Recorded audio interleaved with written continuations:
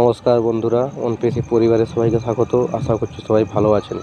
তো আজকে যেটা নিয়ে আমরা আলোচনা করব সেটা ধিল্লান স্যারের কিছু যে সকালে ভিডিওটা ছেড়েছেন সেসব নিয়ে আলোচনা করব। তো আজকে আমি পুরোটাই সহজ সরল ভাষায় বাংলাতে বুঝিয়ে বলবো যে ধিল্লান স্যার অ্যাকচুয়ালি কী বলতে চেয়েছেন, এবং এটা হচ্ছে এখনকার দিনে কারেন্ট সিনারিতে সবথেকে বড় সমস্যা। তো উনি যেটা বলতে চেয়েছেন ডিঅ্যাক্টিভেটেড অ্যাকাউন্ট মানে আপনার টাকা কেটে গেছে কিন্তু আইডি অ্যাক্টিভেট হয়নি।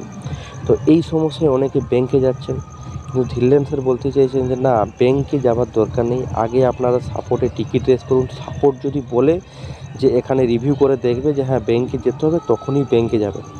তো কেন এটা ধিল্লান স্যার বলছেন না, এটা হচ্ছে কি, অনেকে ব্যাংকে গিয়ে কমপ্লেন করছেন এবং টিকিট রেস করছেন সাপোর্টে, এবং সাপোর্ট থেকে যখন সেই প্রবলেমটা সলভ করা হচ্ছে, সাপোর্ট তো প্রবলেম সলভ করছে কিন্তু ব্যাংকে সেই কমপ্লেনটা থেকেই গেছে, এবং ব্যাংকে গিয়ে অনেকে সেই কমপ্লেনটা ক্লোজ করছেন না। এবং এর ফলে কি হচ্ছে, ব্যাংক থেকে মার্চেন্টকে চার্জ ব্যাক করছে, এবং মার্চেন্ট যখন আবার অ্যাকাউন্টে চার্জ ব্যাক করছে, তখন এর ফলে অ্যাকাউন্ট আবার ডিঅ্যাক্টিভেট হয়ে যাচ্ছে।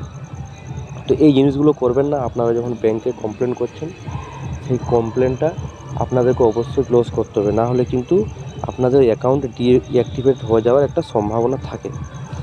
আর একটা জিনিস যেটা আলোচনা সেটা হচ্ছে ওইএস ডিঅ্যাক্টিভেটেড।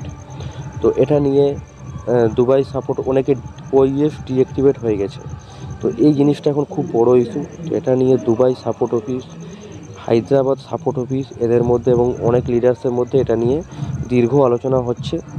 তো অনেকে বলছেন যে এটা কি কোনো সমস্যার সমাধান হয়েছে। তো হ্যাঁ, এটা বলা হয়েছে যাদের ওইএস ডিঅ্যাক্টিভেট হয়ে গেছে, অনেকেরই হয়েছে, তাদের আবার অ্যাক্টিভেটেড করা হবে।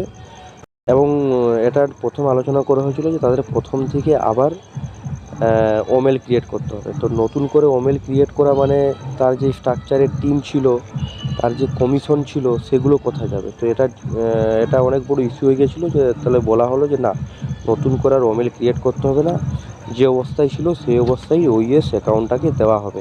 এর ফলে কী হবে, তার যে টিম ছিল, সে যে কষ্ট করে টিম বানিয়েছিল, তার যে কমিশন ছিল, সেগুলো সে আগের মতনই পেয়ে যাবে।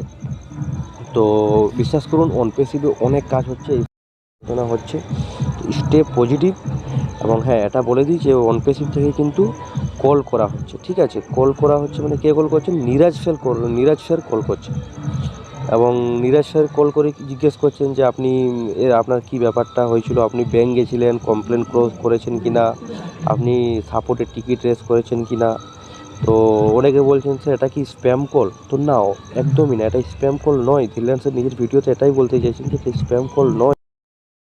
ইয়েস, অ্যাকাউন্টের পাসওয়ার্ড চাইছেন না, যে আপনি পাসওয়ার্ডটা দিন, এরকম সেনসিটিভ কোশ্চেন উনি কখনোই করবেন না। উনি যা করছেন আপনার জন্যই করছেন, এবং ব্যাকহ্যান্ডের সাপোর্ট টিম খুব ভালো কাজ করছে। আমি পার্সোনালি এক্সপিরিয়েন্স করতে পারছি, সাপোর্ট টিম খুব ভালো কাজ করছে। আমাদের কিছু লিডার্স খুব ভালো কাজ করছেন, ধিল্লান স্যার, নীরাজ স্যার, এবং আমাদের দুবাই অফিস, হায়দ্রাবাদ অফিস, সবাই খুব ভালো কাজ করছেন।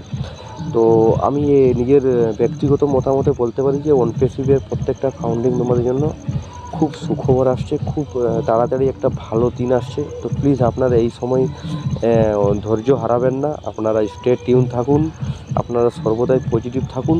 ভিডিওটা আর বড়